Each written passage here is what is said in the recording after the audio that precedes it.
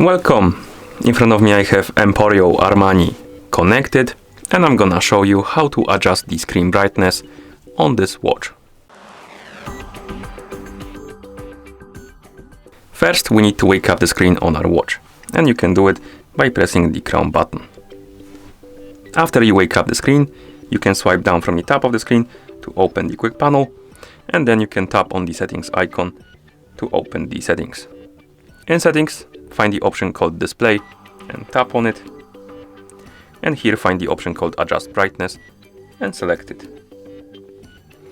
And now you should see the list of brightness levels. Basically, you can scroll through this list by swiping up and down on the screen, find the brightness level you would like to use on your watch, tap on it to select it, and it should be applied. And you can change them by simply tapping on adjust brightness and select the level of brightness. And once you're done, you can press the crown button to go back to watch face. And that's how you adjust the screen brightness on this watch. Thank you for watching. If you found this video helpful, please consider subscribing to our channel and leaving the like on the video.